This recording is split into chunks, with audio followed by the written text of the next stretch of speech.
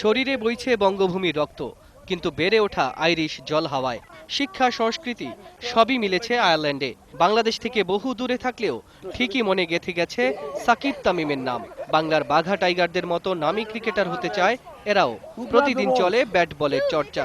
প্রয়োজনীয় সহযোগিতা দিচ্ছে আইরিশ সরকারও। আগামী দিনে আয়ারল্যান্ড জাতীয় দলে খেলার স্বপ্ন নিয়ে বড় হচ্ছে বাংলাদেশি বংশোদ্ভূত আইরিশ শিশুরা।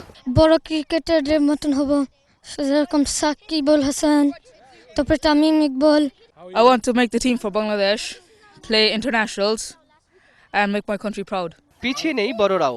আইরিশ কাউন্টি লিগের সিনিয়র দলে খেলছে বেশ কজন বাঙালি। তাদের আশা 2-1 বছরের মধ্যেই সুযোগ মিলবে আইরিশ জাতীয় ক্রিকেট দলে। অনেক ডেডিকেশনের পরে চান্স পাইছি, খেলতাছি, সো দেখা যাক কি হয়। ড্রিম তো আছে, someday will be representing Ireland as a Bangladeshi. এখন আমি একটা টিমে খেলি আপনার ডাবলিনের রেলওয়ে ইউনিয়ন। তো এখানে আপনার যে ইন্টারন্যাশনাল প্লেয়ার কেভিন ওব্রায়েন, এরপরে প্যাট কলিন্স যারা প্রো আছে, এরপরে কেনি কার্ল, ওরা আপনার ক্লাব প্রো, ওদের সাথে খেলছিলাম।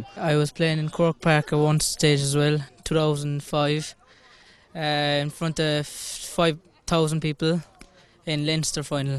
নবীনদের স্বপ্ন পূরণে সহযোগিতা করছে ডাবলিনে অবস্থিত বাংলাদেশ স্পোর্টস অ্যাসোসিয়েশন আয়ারল্যান্ড। আমাদের এই বাংলাদেশ কমিউনিটির পক্ষ থেকে অনেক ভাইয়েরাই ন্যাশনাল যে আইরিশ যে টিম আছে ওই টিমে তারা চান্স পাবে, এবং এই যে স্পোর্টস যে মিনিস্টার আছে ওনার সাথে আমার কথা হয়েছে, এবং উনিও চাচ্ছেন যে আমাদের বাংলাদেশ থেকে বাংলাদেশি যারা এখানে আছে, ভালো খেলোয়াড় আছে, এদেরকে তারা তাদের ন্যাশনাল টিমে নেওয়ার জন্য। সারা পৃথিবীতে ছড়িয়ে পড়ছে বাংলাদেশিরা।